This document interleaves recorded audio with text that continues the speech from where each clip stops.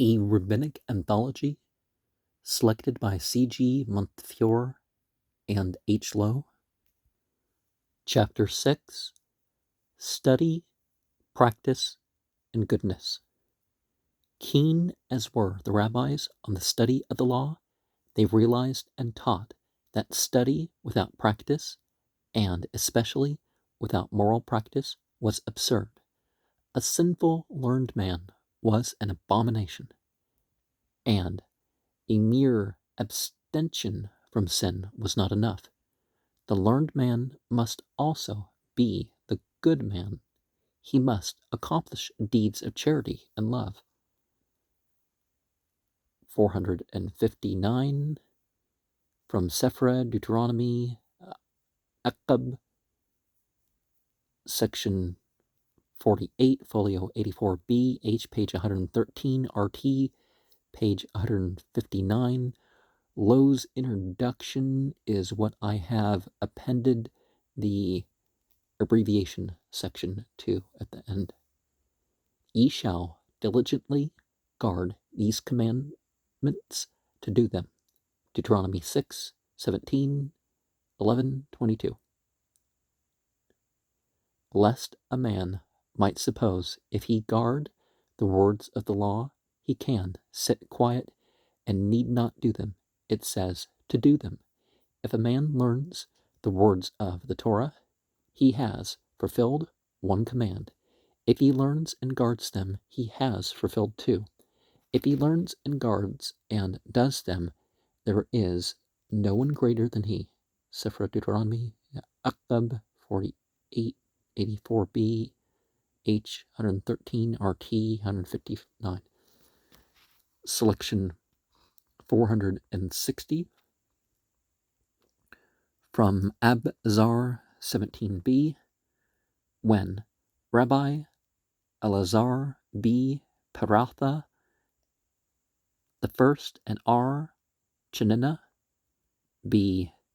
Teradion were arrested, Elazar said to Chanina, "Happy are you that you have been arrested on one count, whereas I have been arrested on 5. Chanina answered, "Happy are you who will be set free. Woe is me, who will not be delivered. You occupied yourself with the study of the law and with deeds of charity, whereas I occupied myself with the study of the law only." Chanina said, "In this, according to the teaching of Arhuna, who declared, he who occupies himself with the study of the law only is as if he had no God." RT, page 373. But had he really not occupied himself with deeds of love, is it not taught that R. Eliezer B. Jacob said, "Let no man put his money in the alms box unless a scholar like R. Chanina is its superintendent. They trusted in him, for he was trustworthy, but he did not practice charity himself." But is it not taught that he said, "Special Purim money for the poor has got mixed up with the ordinary alms money. I gave both to the poor, and I put back the Purim money from my own money." He did practice charity, but not as much as he ought. Abzar 17b. Remember, Purim is one of those rabbinic and not prophetic holidays. So in the ordinary text, Hananiah is more probable than Chanina. See selection 683 when we get to that, and JE 503. It is interesting to note that in Judaism, the antithesis is generally not faith or works, i.e., believing or doing, but learning or doing. The Christian antithesis was due to the fact that the missionaries were concerned mainly with the Gentiles who had as yet no faith, and who had to be won to faith, though they might be decent and kindly, even though pagans. I'm not sure exactly what they mean by pagans, because obviously Christian, they're polytheists, they're whatever. Pagan and heathen, infidel aren't really proper terms for religion. Nonetheless, other religions, we have not much evidence of what the rabbis said to such Gentiles. What there is, for example, any man who repudiates idolatry is called a Jew, seems to be on similar lines.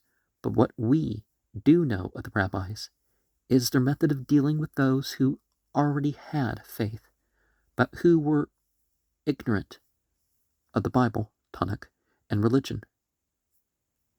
Midrash, Talmudim, Agada, Halakha. For such people, learning was often the essential need, for learning leads to doing, as we have seen the end of Pe'ah 1:1, per book, page 5, cited from TJ Pe'ah in selection 735. Barren learning was regarded as useless, as the present passage indicates. H.L.'s note. This precision is illustrated by the following. 461, Bear 5b. Ar Huna had 400 casks of wine that went sour. Ar Judah, the brother of Ar Salah, the saint, and certain other rabbis came to see him. They said to him, Sir, examine your actions and confess the sin to which this is to be attributed. He replied, Am I then suspected by you of sin? They answered, Is then the Holy One, blessed be he, to be suspected of punishing without just cause? Huna said, Let anyone who has heard anything against me speak out. They remarked, Well, it has been said that you do not give your tenant gardener his due share of vine tendrils. Huna retorted, But he has left me none. He steals them all. They answered, The proverb runs, Steal from a thief, and you will get a taste of the theft. Huna said, I undertake to give him the vine tendrils. Some say that the vinegar became wine again, others that vinegar appreciated to the cost of wine. Bear 5b. A tenant gardener or farmer, Aris, was a man who tilled the ground. In return for a share in the produce, he did not pay rent. And that's H.L.'s note. Reverting to the question of worldly occupations, 462, Abath 2, per book, page 187. Rabban Gamaliel, the son of Rabbi Judah, the prince, said, An excellent thing is the study of the Torah, combined with some worldly occupation. Derek Eretz, page 176 note, for the labor demanded by them both makes sin to be forgotten. All study of the Torah without work must in the end be futile and become the cause of sin. At the 2, per book, page 187. 463 from Numbers R. Naso 13:16. As it is written, mingled with oil, Numbers 7:19, this is the law which must be mingled with good works. As it is taught, beautiful is the study of the law, combined with good manners. Man gives pleasure to his Maker when he busies himself with the study of the law, does good deeds, and refrains from sin. Numbers R. So 13:16. Good manners, as in the well-known phrase, manners maketh man, implies more than polite deportment. Derek eretz can imply decency, sexual restraint, worthy secular occupation, and so on. See selection 462, and that's H.L.'s note. And in regards to the safety for Israel, see selection 274 and 606. 464, Lev R. Kedoshim 25:1. It is written, wisdom to the rabbis, wisdom is the law, is a tree of life to those who lay hold upon her, that is, who fulfill her, who do the commands contained in the law. Proverbs 3:18. If it is said the law is a tree of life for those who labor in it, there would be no safety for Israel. But it says, those who lay hold upon it. If it is said for those who learn it, there would be no safety for Israel. But it says all the words of the law to do them. Deuteronomy 27:26, Lev R. Kedoshim 25:1. Remember what the founder of Hamas said about ancestry and religion, that they're not fighting people for being different with that. They would fight their own brothers and people who claim their own religion if they acted the way that the people who call themselves Israel now do. Well, I mean, that nation. For this difficult passage, seek come in labor, has its two interpretations. A, those who study without fulfilling. B, those who study without supporting themselves by manual or other labor. Lay hold of implies, as in Proverbs 3:18, that both alternatives should be grasped equally for safety. Takuma, page 105's footnote, HL 465, Ab RN, verse 1, 22, 37b, fin 38a initial. R. Johanan B. Zakkai said, the wise man who is a sin-fearer is like a craftsman who has the tools of his craft ready in his hand. The wise man who is not sin-fearing is like a craftsman who has no tools. And finally, the sin-fearer who has no wisdom is like a man who has the tools but is no craftsman. He has the will but does not know what he ought to do. Ab RN, version 1, 22, 37b, fin to 38a, initial, 466. From Abba 3 to verse, or whatever, 12 and 22, prayer book 192, 193, 194. See selection 376 also. Archnina B. Dosa said, he in whom the fear of sin comes before wisdom, his wisdom will endure. But he in whom wisdom comes before fear of sin, his wisdom will not endure. He used to say, if a man's works exceed his wisdom shall endure. But if his wisdom exceeds his works will not endure. What is fear of sin? Mr. Travers Hereford says, fear of sin is the attitude of the sensitive conscience towards God. Sin is feared not because of any penalty attaching to it, but from pure love to God. Hereford Abbott, 2nd edition, 1920, page 76. Fear of sin is the negative form of the virtue, of which good deeds is the positive form. I doubt whether the rabbis conceived the idea of a man constantly afraid of committing a sin, but never actually doing any good deed. That sort of anxious scrupulosity constitutes a character, the like of which they had not met many in real life. So too R. Lazar B. Azaria used to say, he whose wisdom exceeds his works, to what is he like? To a tree whose branches are many, but whose roots are few, and the wind comes and plucks it up and overturns it upon its face, or is left out.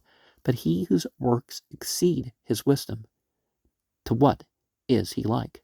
To a tree whose branches are few, but whose roots are many, so that even if all the winds in the world come and blow upon it, it cannot be stirred from its place. At 3 2, 12, and 22, per book, page 192, 193, 194.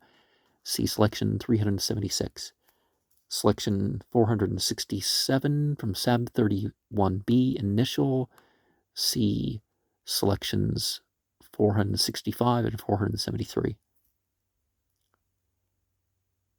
Rabba B. Rabhuna said, "He who has knowledge of the law but no fear of God is like a keeper of a treasury who has the inner keys but not the outer keys. He cannot enter." Sub 31b, initial, see 465, 473, 468. Exis R. Mishpathim 30:14. A man may learn halakot, midrashim, Haggadot, but if he has no fear of sin, he is nothing. It is like a man who says to his neighbor, "I have 1,000 measures of corn," or, any kerneled grain, right? "Wine and oil." His neighbor says to him, "Have you storehouses in which to put them? If yes, you have all. If no, you have nothing." So with the man who has learnt everything, only if he has the fear of sin, it is all his. Notes 94, XSR, Mishpathim 30:14. 469, ABRN, verse 1, 24 through 9a. R. Elisha B. Abuya said that a man who has learnt much Torah and has good deeds is like a horse which has reins. A man who has the first but not the second is like a horse without reins. It soon throws the rider over its head. ABRN, verse 1, 24, 39a. On Elisha B. Abuya CT, Hereford's note in his second edition of Abbott 425, 470, 10 DBL, page 31. Let a man first do good deeds, then ask God for knowledge of Torah. Let a man first act as righteous and upright men act, and then let him ask God for wisdom. Let a man first grasp the way of humility, and then ask God for understanding. 10 DBL, page 31. Now, if it's the right thing to do, it's important to go about doing it before you get the full faith and understanding of and memorization of the rules and all that sort of stuff. You don't just, you let it build up over time, sure, but 471, Lev R. Bechukotai 35:7, CRT 119, 475. R. Chia said, "If a man learns the law without the intention of fulfilling that law, it were better for him that he never been born." And R. Johanan said, "If a man learns the law without the intention of fulfilling the law, it were better for him had he never seen the light." R. Acha said, "He who learns in order to do is worthy to receive the Holy Spirit." Lev R. Bechukotai 35:7, RT 118, 475.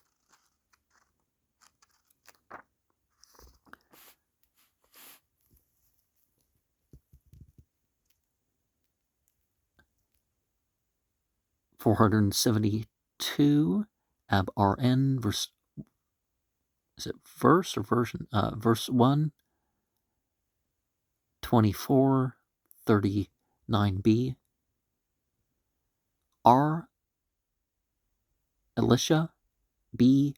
Abuya said, "He who studies the words of the law and does them, his face shines like gold, but he who studies them and does them not, his face is dark like crystal." See Job 28:17. ABRN, verse 1, 24 through 9b. 473, XSR Kietissa 41. R.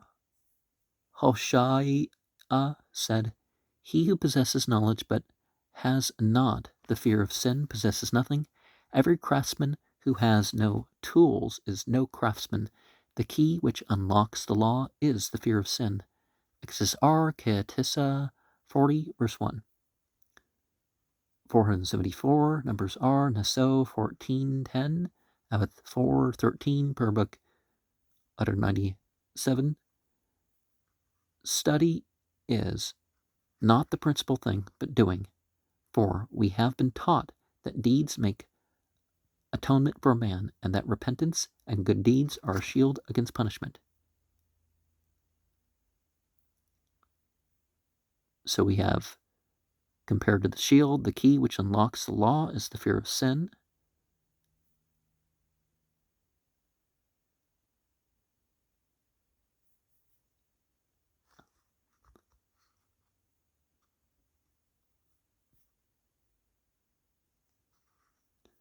.475, Sifra 110C, C selection 471. One learns to do, one does not learn to do. He who does not learn to do, it were better for him that he had not been born.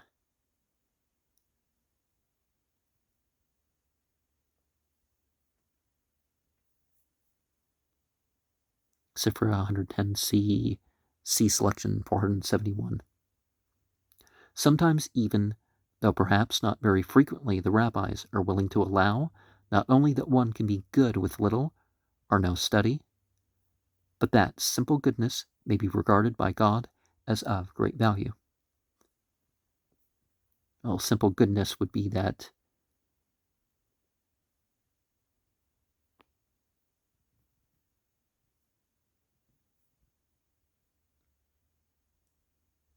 that fear of sin, that possessing of knowledge. 476, Bearer 17a. It was a favorite saying of the rabbis of Jabneh, "I am a creature of God, and my neighbor is also his creature. My work is in the city, and his in the field. I rise early to my work, and he rises early to his. As he cannot excel in my work, so I cannot excel in his work. But perhaps you say, I do great things and he does small things. We have learnt that it matters not whether a man does much or little, if only he direct his heart to heaven." Bear 17a, so that fear part, right? Because fear of what? 477, Mek Weyasa Bashalach, section 158, initial, Mek, volume 2, page 96. Words left out. "If thou dost what is right in God's sight," Exodus 15:26, that is, what is right in business or in buying and selling, and hence you may learn that he who conducts business and buys and sells in truth and fidelity, and in whom the mind of man finds pleasure, is regarded as if he had fulfilled the whole law. Mek Weyasa Bashalach, section 1, page 158, initial, Mek volume 2, page 96. 478, Mek Weyasa Bashalach, section 2, page 161, Mek, section 3, volume 2, page 103. Or Joshua said, "If a man learns 2 ordinances, halakot, in the morning, and 2 in the evening, and is busy at his work all the day, they reckon it to him as if he had fulfilled the whole law."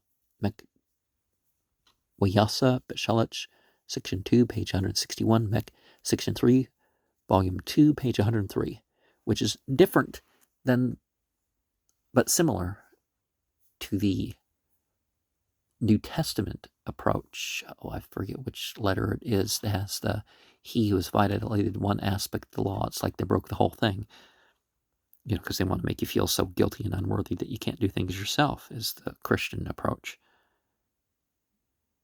The impersonal plural they is often used for the deity to avoid needless use of the words God or the Holy One, etc. The reader will at once be reminded of Dolly Winthrop in Silas Marner, c. 580, 454, 455, 456 of our selections, and the note following 756. 479 from Deuteronomy R. Barakah 11:6. R. Lazar said, "What was the blessing which Moses said over the law when he received it? Blessed art thou, O Lord, King of the universe, who has chosen the law and has sanctified it and has pleasure in those who fulfill it." He did not say, in those who labor to study it, or in those who meditate on it, but in those who fulfill it. A man may say, I have not learned wisdom, I have not studied the law, what am I to do? God said to the Israelites, all wisdom and all the law is a single easy thing. He who fears me and fulfills the words of the law, he has all wisdom and all the law in his heart. Deuteronomy R. Barakah 11:6. Because remember 473, R. Hoshea saying that he who possesses knowledge but has not fear of sin possesses nothing. Because sin is the action part of it.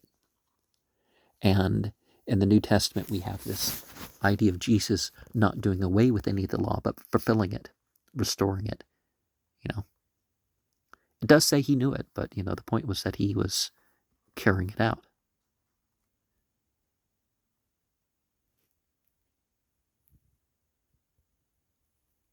(480) Sab 31b. Two rabbis sat together. A third passed by. One said to the other, let us rise, for he is a sin-fearer. The other said, let us rise, for he is a learned man in the law. And then the first said to the second, I tell you that he is a sin-fearer, and you tell me that he is learned. God receives to himself nothing else in his world except only the fear of him.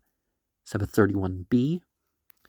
In the Islamic reference, it's taken beyond fear in most contexts to a regard, a being conscientious, a total idea of conscientiousness, but it's sometimes directly taqwallah, directly about the fear of God. Remember a lot of our gender neutrals here. I'm very fond of the following stories. TJ Ta'an 1464b, line 48. In the time of drought, it was revealed to the rabbis in a dream that a certain man in a certain village should pray that rain might come. So they sent and fetched him. They asked him what his trade was, and he replied that he was a donkey driver. Then they said, have you ever done any good deed in your life? Donkey drivers were not much esteemed. He answered, once I hired a donkey to a woman who began to weep on the road. I asked her why she wept, and she told me that her husband was in prison and that she was going to the city to sell her chastity to obtain his ransom. When we came to the city, I sold my donkey and gave her the money. I received, and said to her, Take this, free your husband, and do not sin. The rabbi said to him, Worthy indeed art thou to pray for us, and to be answered. And the man prayed, and the rain fell. Note 86 TJ Ta'an 1464b, line 48. Selection 482 TJ Ta'an 1464b, line 54. In a time of drought, it was revealed to Abahu in a dream that Pentakaka, i.e., the man of 5 sins, should pray for rain. Abahu sent and fetched him. He asked him what his trade was. Pentakaka replied, 5 sins does this man do daily. I hire out harlots, I deck the theaters, I take the harlots' garments to the baths, I clap and dance before them, and I beat the tympanum for their orgies. Abahu said to him, Have you ever done one good deed? He said, Once I was decking out the theater when a woman came and wept behind one of the pillars. When I asked her why she was weeping, she told me that her husband was in prison and that she was going to sell her honor to obtain his ransom. So I sold my bed and coverlet and gave her the price and said, Go redeem thy husband and sin not. Abahu said to him, Worthy art thou to pray and to be answered. TJ Ta'an 1464b, line 54. This man, i.e. I, the frequent idiom, the reading of the text in part is not clear, and it is rendered according to the marginal gloss H.L. And I'm not. Okay, I hire out. Although most commentators so explain this rather difficult phrase, the rendering does not make good sense. It makes Pentakaka a principal, whereas in the other sins, he is but an agent. B, even if the story is meant to show that one single good deed can atone for a life of crime, yet this particular good deed is merely a momentary abstention from sin, committed habitually and presumably subsequently. Why should this one woman be accepted? Merely because she wept? The text, at this point, is not clear. I should prefer to read the athpa'al form of the verb and with an added preposition translate, I work as a laborer for the harlots, i.e. I hire myself out to them, i.e. to do their odd jobs for them. H.L. That note, and where's number 3? I don't know where that is, but the point of the story is that Abaha was an ordinary artisan. Abeya was head of the school at Pumbeditha, where Rabbah, head of the school at Machosa, was in a way greater than Abeya since, except in 6 instances, the Halakha decided in his favor against Abeya. H.L.'s note as well. Okay, 483, Ta'an 21b, 22a, Malter, page 157 to 158. Abba the Bleeder received every day a greeting from the Heavenly Academy, while Abeya received one every Friday. and Rabbah every year on the eve of the Day of Atonement, Abiah felt discouraged on account of the greater distinction of Abba the bleeder. Abiah was therefore told, Thou canst not perform deeds like those of Abba the bleeder. What were the deeds of Abba the bleeder? When he performed the operation of bleeding, he had a separate place for men and another for women. He had a garment ready in which there were numerous slits, and when a woman came, he made her put it on so that he should not have to look upon her bare body. Outside of his office, he had a place, a box, where his fees were to be deposited.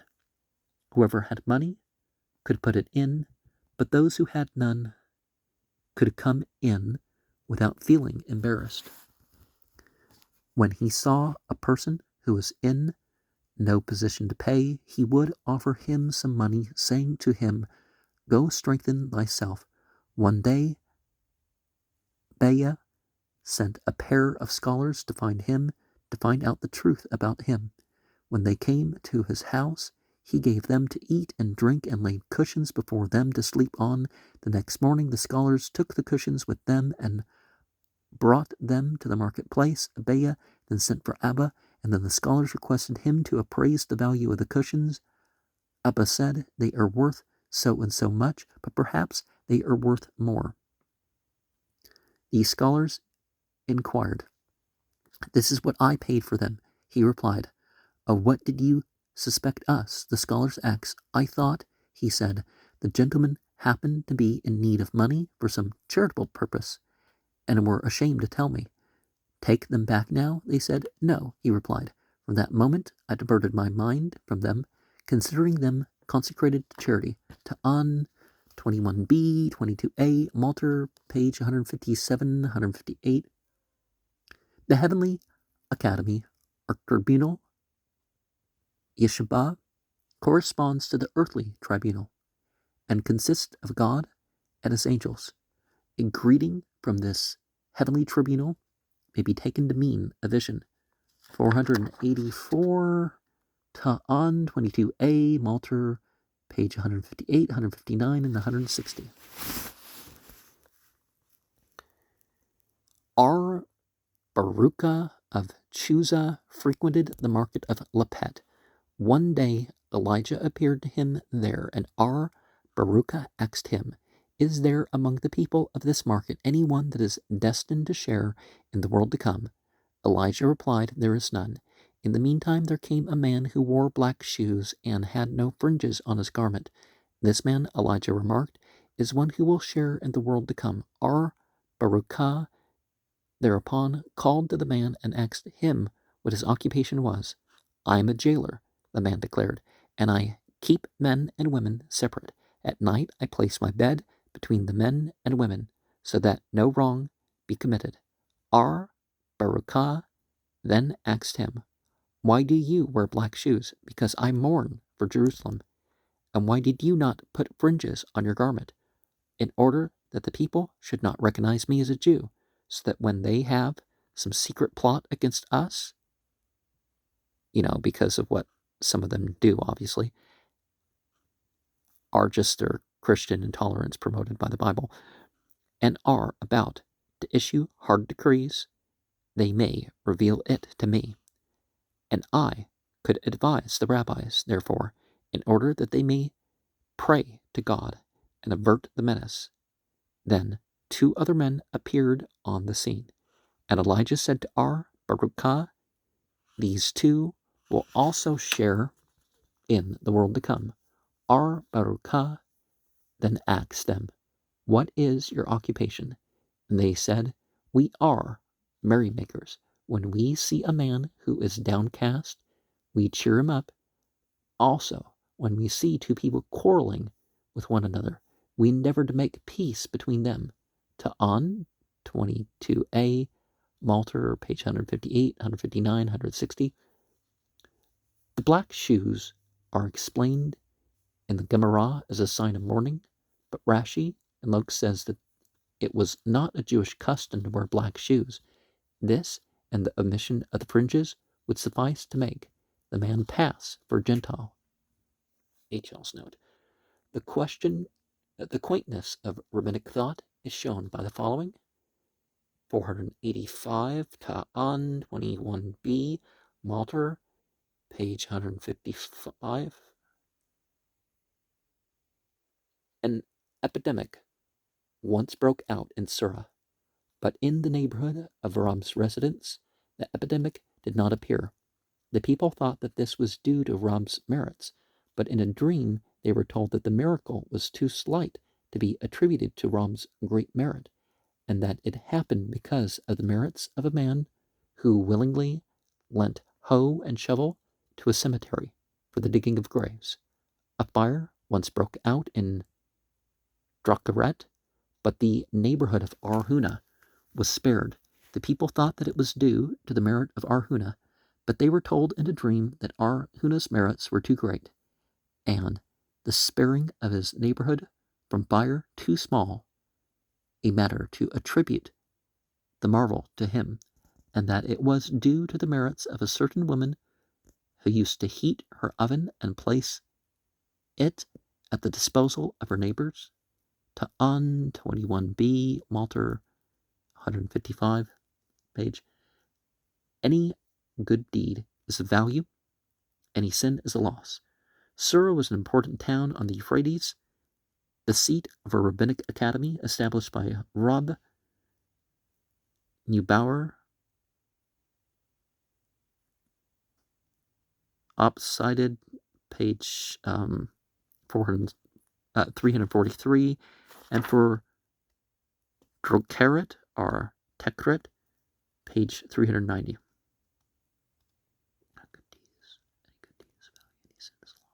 486, ABRN, verse 1, 31, 45b, 46a.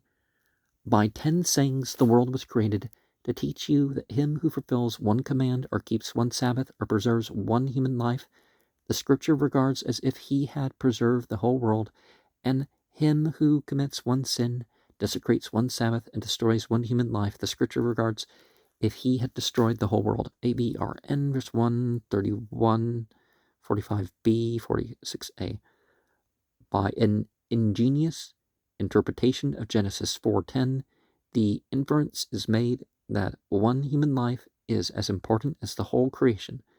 The text, as most commonly cited, is any Israelite soul, but the word Israelite is bracketed by Schechter. It did not form part of the original saying. The example from Cain shows this clearly, for Israelite would make no sense at the biblical period. Note 82, for deed done, man is more responsible than for teaching given.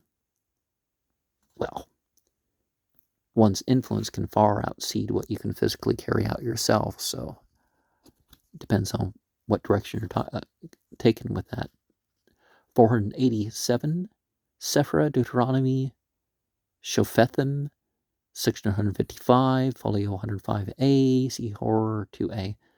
But the man who acts in presumption shall die, Deuteronomy 17:12, for an act, but not for false teaching or for a false judicial decision, is a man guilty, i.e. to be condemned to death. Sefer Deuteronomy, Shophethim, section 155, folio 105a, or 2a.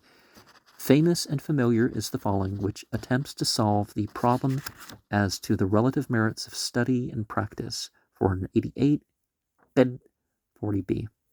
Once R. Tharphone and the elders sat in the upper chamber of the house of Nitzah and Lida, and the question was raised, is study greater or doing? R.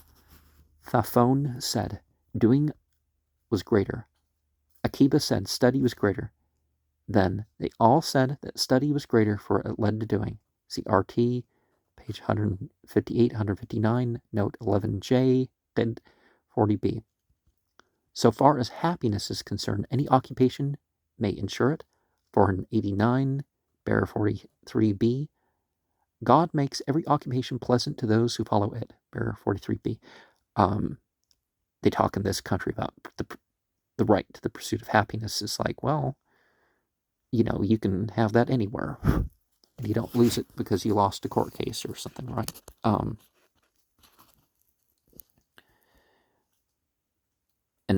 And it's like, well, how's that other people's responsibility to let you be happy? It's like, then people can put whatever conditions they want on it. No.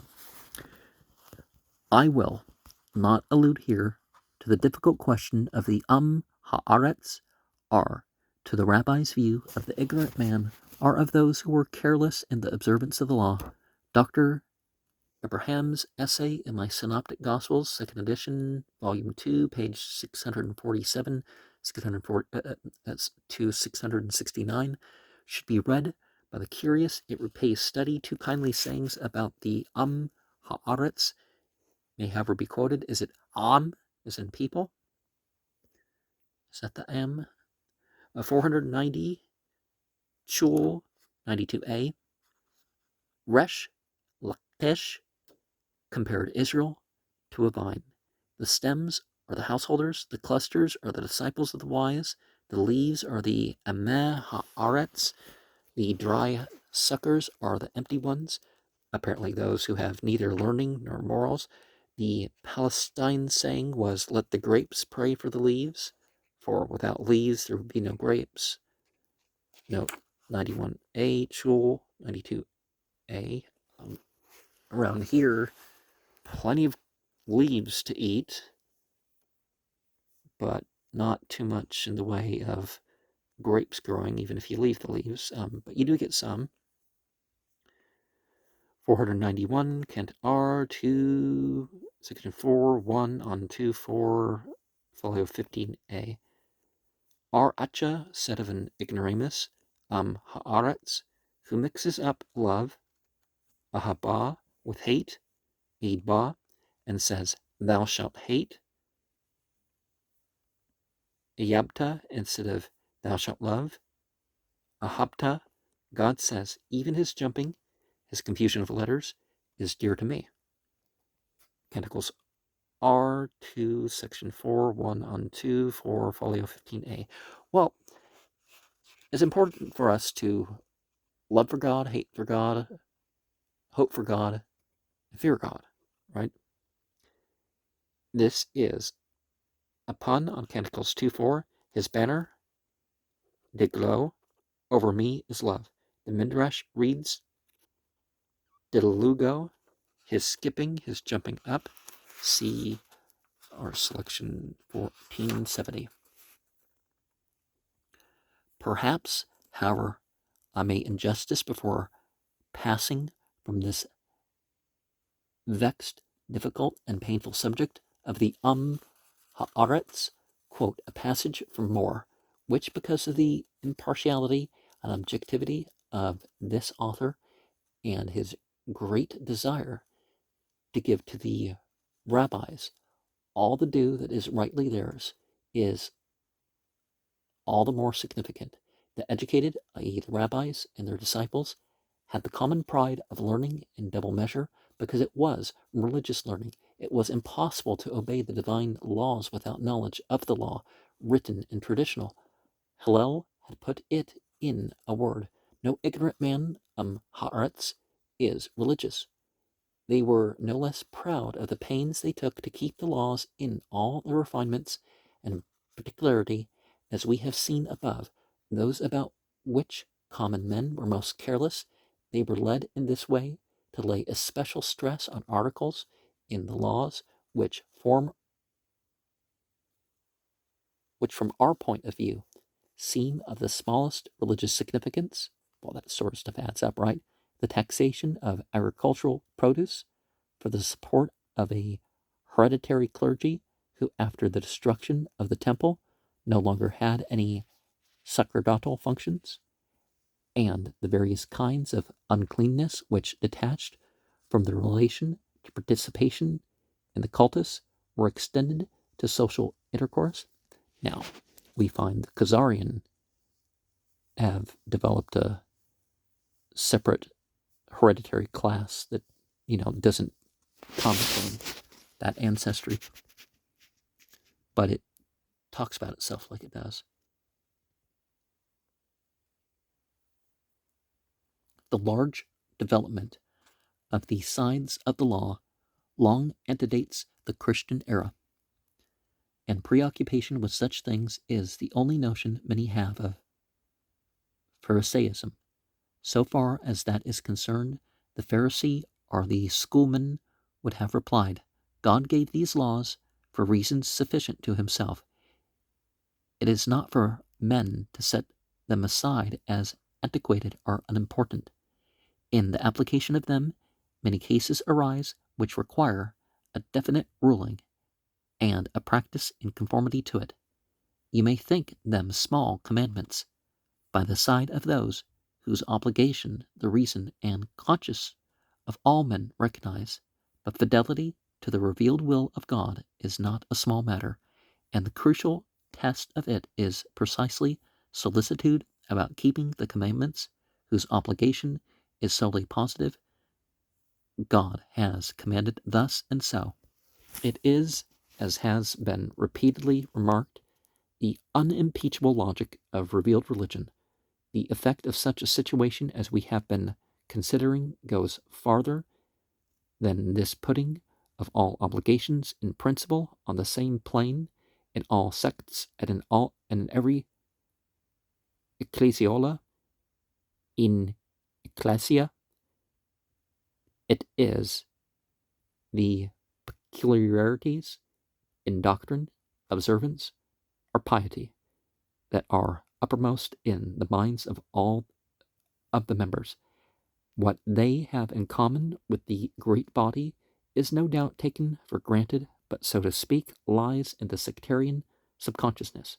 Worse than this displacement of values by emphasis on the differential peculiarities is the self-complacency of the members of such a party or association, and the self-righteousness that comes of believing that their peculiarities of doctrine or practice make them singularly well-pleasing to God.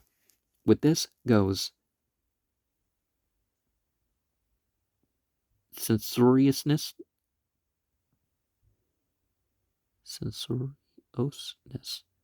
towards the outsiders, which often presumes to voice the disapprobation of God. The Pharisees and the associates, who seem to have numbered among them in the 2nd century of the Common Era, most of the learned and their disciples, conspicuously illustrate these faults. It is not without detriment to himself that a man cherishes the consciousness of being superior to his fellows, and the injury to his character is not least when he has the best reason for his opinion. Volume 2, page 160, 161. To go back to the study of the law, we may notice that one must sometimes not turn aside from study to do even the most primary good deeds. Thus Abahu sent his son to Tiberias to study. The son, it was reported, occupied his time in good works, burying the dead, visiting the sick, etc. Abahu sent to him to say, Are there no graves in Caesarea that I sent you to Tiberias? But Abahu's colleague said that if there were no one else to do the deeds of love, then the son was justified in neglecting his study.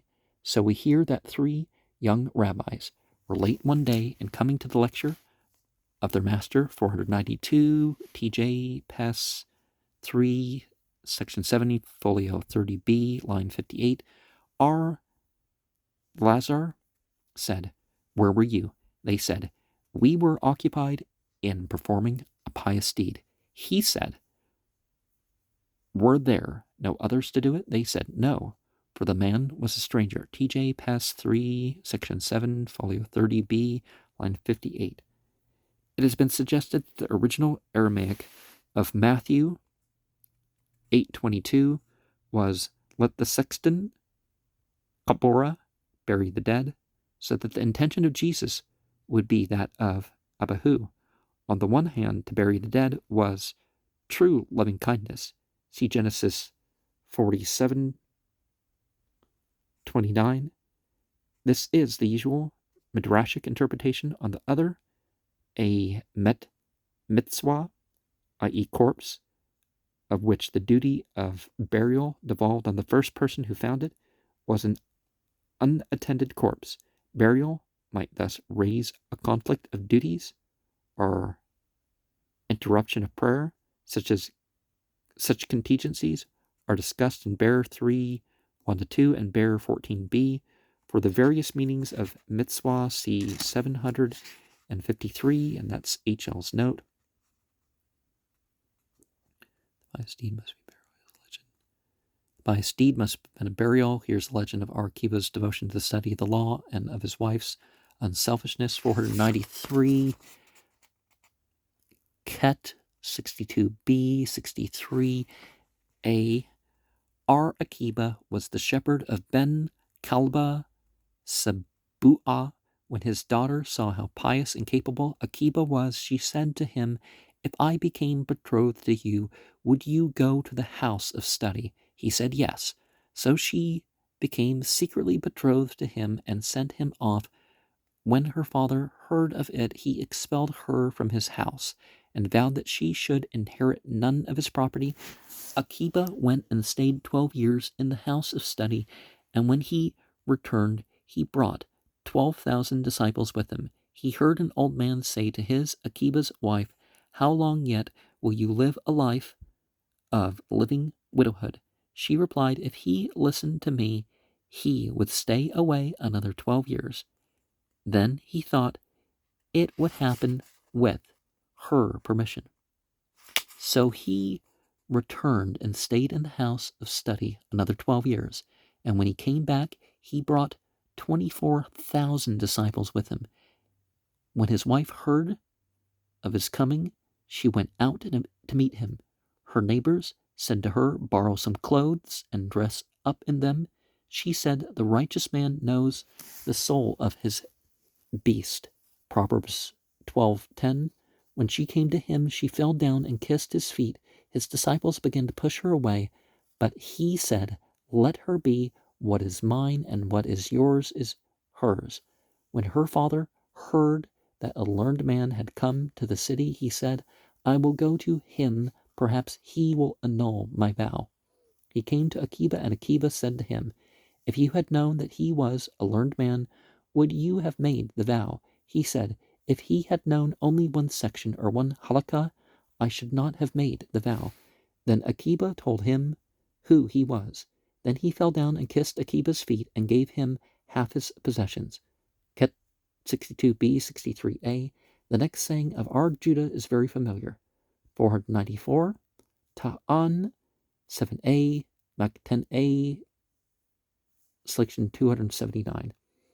As a little wood can set light to a great tree, so young pupils sharpen the wits of great scholars. Hence, said Rabbi Chanina, much Torah have I learnt from my teachers,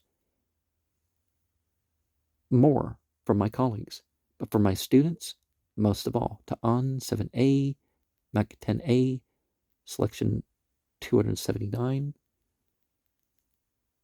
The latter saying is attributed in Ta'anet to Chanina and in Makot to Rebbe. See 419. Sometimes, indeed, the study is definitely put above doing. 495 from Sephra, Deuteronomy, Akab, section 41, folio 79a to 79b, RT, page 158, 159, R, page 85. It is written that ye may learn them and observe to do them. Deuteronomy 5:1. The scripture shows here that doing depends upon learning and not vice versa. And we find that the punishment for not learning is heavier than that for not doing. And even as the punishment for not studying is greater than that for not doing, so too is the reward for study greater than the reward for doing. R. Joseph of Galilee said, study is greater than doing. Sifra, Deuteronomy, Akab, section 41, folio 79a, 79b, RT, page 158, 159, H, page 85. Study may take precedence, even a prayer. Well, the Islamic position differs from that. When the time for a group prayer comes, or time to fulfill some requirement comes, you put down that stuff. You can take it back up when you're done, but 496, Sab 10a, Rabbah noticed that R. Hamnuna prolonged his prayer. He said, such men neglect the eternal life and busy themselves with the life of the hour. For he thought, there is a set time for prayer and a set time for the study of the law. R. Jeremiah set before R. Ze'era, and they were busy in the study of a legal question. The time for saying the evening prayer passed. R. Jeremiah hastened to say it. R. Ze'era quoted concerning him, he who turns his ear from hearing the Torah, his very prayer is an abomination. Sub 10a. But one must not keep one's study to oneself. One must also teach. On the strength of Leviticus 26, 14 and 15, a sort of chain is set up, and it is argued. 497, Sifra 111b, finished to 111c, initial. One who refuses to learn will not fulfill the commandments. He who neither learns nor fulfills will despise others who do fulfill. Such a one will hate the wise. Such a one will seek to prevent others from fulfilling. Such a one will end by denying the obligation of fulfilling the commandments. And lastly, such a one will end by denying the root, i.e. God. Sifra 111b, finished, 111c, initial. 498, Sifra, Deuteronomy, Re'eh, section 79, folio 91a, H, page 145. Observe and learn. Literally hear all these things which I command thee, that it may go well with thee and with thy children after thee forever, when thou doest that which is good and right in the sight of the Lord thy God. Deuteronomy 12:28, probably it's established instead of Lord. To hear often means to learn or to understand. If thou hast learnt, literally heard a little, in the end thou wilt learn much. If thou hast kept a little, thou wilt end by keeping much. If thou keepest what thou hast learned, thou wilt end by keeping what thou hast not learned. If thou keepest that which is in thy power to keep, thou wilt end by keeping this in the life to come. For what is not learnt will not be performed. Sefer Deuteronomy, section 79, folio 91a, H, page 145. The reference to the life to come is based upon the biblical words forever, though the idea of doing the commandments in the world to come is unusual. 499, how goodly are thy tents, O Jacob, like watercourses, AV valleys, are. They spread forth like gardens by the river's side, Numbers 24, 5 and 6. Tents are interpreted to mean houses of study or synagogues. What have watercourses to do with houses of study or synagogues? Just as those that are defiled go down to the watercourses, bathe therein, and come up clean, so it is with the houses of study and with the synagogues. Men enter them full of sin and come out from them clean and full of commandments. Tan DBL, page 116, C, selection 1469, selection 500, bearer 16a, initial, Cohen's translation, page 102. R. Chama B. Chanina said, why are there found associated tents and streams? For it is written, as streams stretched out, as gardens by the river's side, as tents planted by the Lord, as cedars by the waters. Numbers 24:6.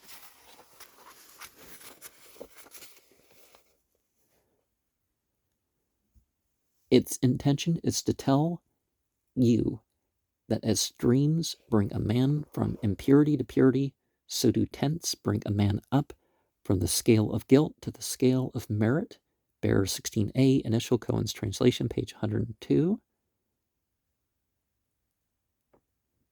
Here, too, tents are taken to mean houses of study. Sometimes in a place of study of the law, we get a praise of knowledge, as, for example, selection 501, Ned 41a. Abeya said, "We have received the teaching that poor is he who is poor in knowledge. In the West they say, he who has knowledge has all. Who has no knowledge, what has he? He who has got knowledge, what does he lack? Who has no knowledge, what has he?" RD page 6, Ned 41a. West in the Babylonian Talmud refers to Palestine as opposed to Mesopotamia. 1432. Knowledge is simply a wider term than study of the law and includes it. The main part and the greatest part of knowledge is always the study of the law. 502, T.J. Bearer, 4.3, folio 8b, line 10. Rabbi said, "I am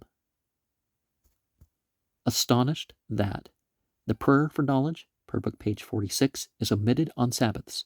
For without knowledge, how can one pray?" R. Isaac said, "Great is knowledge, for it is placed between the divine names, as it is said, for Yahweh is of knowledge the God." 1 Samuel 2:3.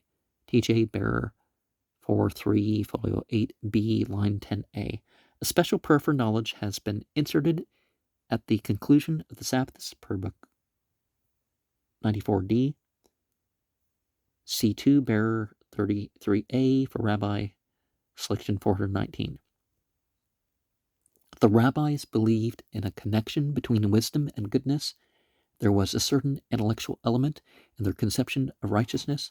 A pious fool, or even a virtuous fool, was not a combination to which they could have been sympathetic. 503. Well, there's different types of people, Each uses their own abilities, or at least they could. PES R 59A, fin to 59B, initial. And God gave Solomon wisdom and understanding exceeding much, even as the sand which is on the seashore. 1 Kings 4:29. R.